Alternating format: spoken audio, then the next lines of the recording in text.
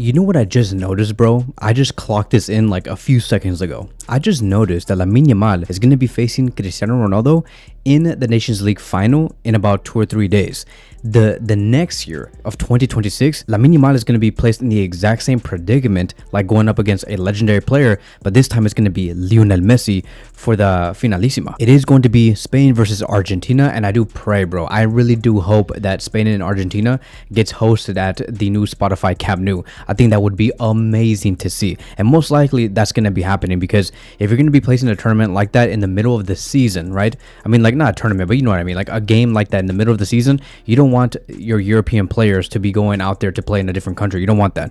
So it does make the most sense to have this in Spotify Camp Nou, but I just clocked that in. Like Yamal is going to be tested and probably cement his legacy before he does turn 18 years old. He's going to be facing Ronaldo, right? An all-timer, and then Messi next year. That is insane. But going back to the conversation, right, I want to talk about Lamine Yamal versus Dembélé and Kylian Mbappe, because first of all, this whole thing and this whole debate and rivalry between Due and Lamine Yamal only lasted 3 minutes. All right, so like I get it, you guys were joking, you guys were trying to make fun of Lamine Yamal. I get it, haha. Okay, let's move forward from there. Let's talk about the real deal. Even if I wouldn't even consider this as a real deal, but let's talk about Yamal versus Dembélé and Kylian Mbappe. I think that Yamal is a France killer. Somebody who will tell you, yes, my favorite meal is French fries. You know, Lamine Yamal dominates those big games. In another semifinal versus France, Yamal was simply unplayable yet again. 2 goals and 1 from the penalty spot. 1 with also scoring with a lot of composure, something you know that players do beyond his years, right? The amount of composure he has in front of goal is like, how do you even knock this player down? He had an average rating of 9.7, which is the highest on the pitch. Won 10 out of 12 duels, 4 tackles, 1 penalty won, 4 fouls suffered. Is total dominance on both ends. He created 1 big chance, made 3 key passes, and completed 2 out of 3 dribbles. I'm telling you guys right now, this is not just a one-off. Like, if you guys think that, oh yeah, he got lucky and like he's never gonna do this again, bro. Like 11 months prior to this, like 11 months ago, he also scored a wonderful goal against France in the Euro semifinals. And you know, France continues to not have no answers for him, and he's just 17 years old. And we're talking about a French team that is extremely strong, that I highly respect, that has so many great world-class attackers and a great defense overall. But Yamal is still able to like slice through that defense and through that attack like butter. So going to the Lamine Yamal versus Kylian Mbappe conversation, the head-to-head history does not lie, okay? And let's look at facts. And the way that I like to look at facts is to look at stats. Lamine Yamal has won 7 out of 8 matches going up against Kylian Mbappe. He has won 4 Clásicos, 1 Copa del Rey final, 1 Spanish Super Cup final, 1 La Liga title match, 1 Euro semifinal match, 1 Nations League semifinal match. And in those 8 games that he did face against Kylian Mbappe, he scored 6 goals and provided 3 assists. Okay, that is total dominance. The rivalry between Yamal and Kylian Mbappe does not really exist at the moment. It could exist in 2 years, maybe when Mbappe is 29 and Yamal is like, I don't know, how old is he going to be, 19, 20 years old? Maybe finally Mbappe might catch up and we see the rivalry. But like, how long is that rivalry even going to play out for? Like what, 3 years? Because Mbappe is almost 30. Lamine Yamal has not even touched 20. So I think that eventually it's going to happen. Like, we're going to be seeing them really go toe-to-toe. Like, one wins another game, one wins this game, and that game, one takes away the title from that player. I understand that is football. It's going to happen, but I don't think it's going to last for that long. So not only has Yamal so far outplayed Mbappe head-to-head, but he's been very decisive in finals and trophies and in legacy moments. You know, dominance isn't just statistical, in my opinion. It's psychological. Mbappe has been made to look as the second best and nothing more. Then when we talk about Kylian Mbappe, Lamine Yamal versus Dembélé, Yamal is better than Dembélé. And that is according to Yamal himself, and the pitch also agrees with him. When he was asked about Dembélé after knocking out France a couple of hours ago, you know what Lamine Yamal said? He stated, "What do I think about Dembélé? He's a great player, but we're the ones who have reached the final." And I know that so many PSG fans are probably like, bro, I can't believe this guy is arrogant. Like, bro, no matter what, and I've already said this before, whether Yamal is arrogant or not, whether Yamal is egotistical or not, let's say that if he's egotistical or humble, right? If you're the Messi or Ronaldo, you're going to be hated on either way. There was a lot of people that hated Messi over the past 15 years, regardless of his humbleness, regardless, you know, like he did not say a single thing to the media. He never said, oh yeah, just watch, we'll see and we'll take it up to the final. Like Messi never said things like that. Ronaldo did. Ronaldo also had this egotistical mindset where he tried to take off his shirt, try to look sexy, whatever. He got hated on. Messi got hated on. Either way, you're going to get hated on. If you're good, and you know that you're dominating the world of football, you're going to be hated on no matter what. So you might as well just be yourself, right? Am I not correct? You might as well just be yourself and just pick who you want to be. Yamal is picking who he doesn't want to be, which is himself.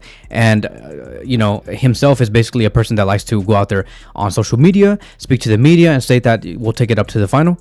Okay, yeah, this player is great, but like we're in the final and they're not. So like, what's going on here? Like Yamal can talk like that. It's fine. I don't care. As long as he backs it up. The last thing I want to see is for Yamal to talk like this and then he goes onto the pitch and he doesn't do a damn thing, right? We have seen multiple situations like that, but Yamal backs everything up and he continues to work hard. And I also want to thank Hansi Flick for placing Lamine Yamal in the correct mindset to make sure that Lamine Yamal works hard, to make sure that, talent is not just enough, that he must work, that he must be always 110% focused, that he must eat right, he must train right, he must be attentive, he must be very, I would just say, on time with all of your meetings, right? Lamine Yamal is exactly that. He is professional and he'll get the job done. So once again, thank you to Hansi Flick for really setting this guy's head straight before it even happened, right? Because Lamine Yamal is still very, very young, and hopefully in the future when Hansi Flick does leave, I don't know if that's going to be in 3 years, 4 years, or whatever, we get somebody like Luis Enrique or Pep Guardiola to come in and really coach Lamine Yamal even more, so he never loses his focus, right? Because this whole thing about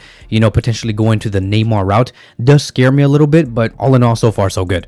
And going back to Yamal versus Dembélé, he's right. Yamal is right. Dembélé might be dazzling in League One. Yes, I understand. He does have some highlights, highlightable moments. But Lamine Yamal leads entire tournaments. He leads entire league sessions, and he's very consistent, right? Dembélé did not do a damn thing going up against this Spanish squad. A damn thing. That is what you call inconsistency. You do well in that final in PSG, but you don't do well for your French national team. What's going on? Yamal just did well for Barcelona, and now he's showing up again for the Spanish national team. That is what you call Ballon Dor material, right? Yamal, he creates, he scores, controls tempo, while Dembélé remains erratic, inconsistent at the elite level. Yamal is what people wanted Dembélé to be: consistent, fearless, and game-winning. So by the numbers, Lamine Yamal is literally number one in almost everything, every attacking metric. He's, in terms of like Yamal in Europe's top 7 leagues in 2025, he's number 1 in dribbles attempted, number 1 in successful dribbles, number 1 in offensive duels, number 1 in offensive duels won, number 1 in successful attacking actions, number 1 in passes to the penalty box, second in key passes, and still doing this at the age of just 17 years old and gonna turn 18 very soon. So to me, he's a mentality monster. The talent of Messi with the mentality of Ronaldo makes you very scary. The last time I have seen somebody like this in terms of like the balance between Messi and Ronaldo is Ronaldo Nazário, the Brazilian player, which is once again very scary.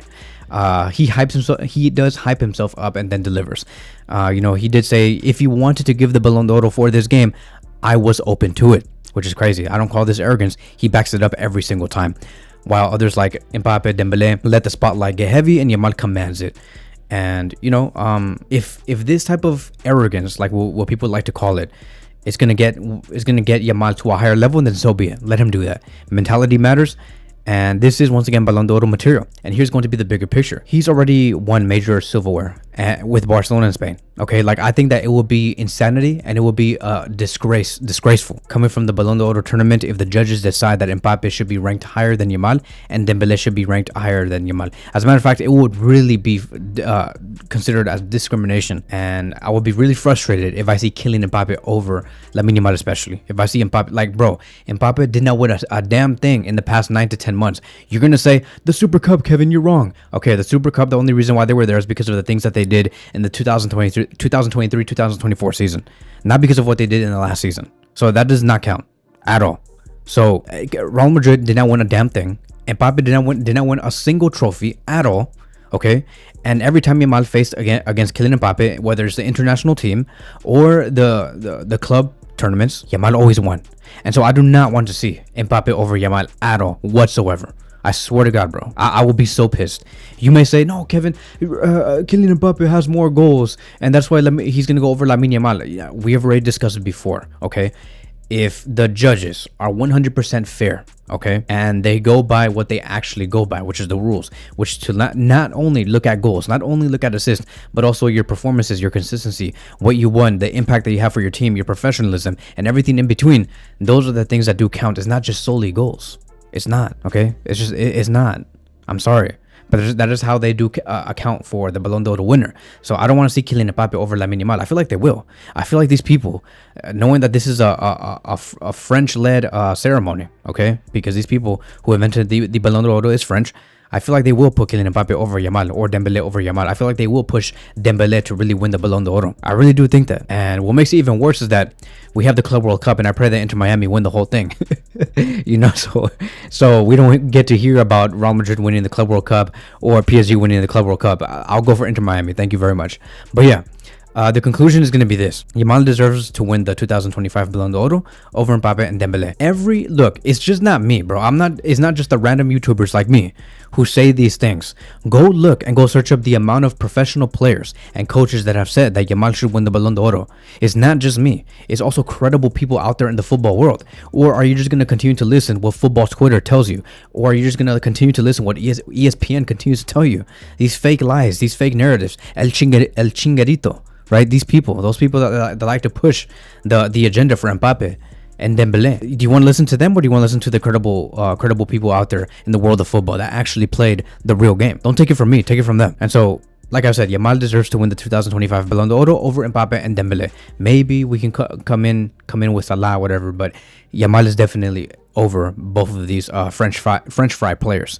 He wins the head-to-head, right? He delivers in finals. He tops all major performance metrics. He backs up his words. He's emotionally untouchable and tactically lethal. He does not get scared whatsoever. And at 17 years old, he's dominating football like no teenager since Lionel Messi, Maradona, and Ronaldo Nazario. Three players that I highly do rate, that I love so much, that I'm always going to remember. Messi, Ronaldo Nazario, and Maradona. You know, I rate them a lot, but I do put Yamal next to these three players because I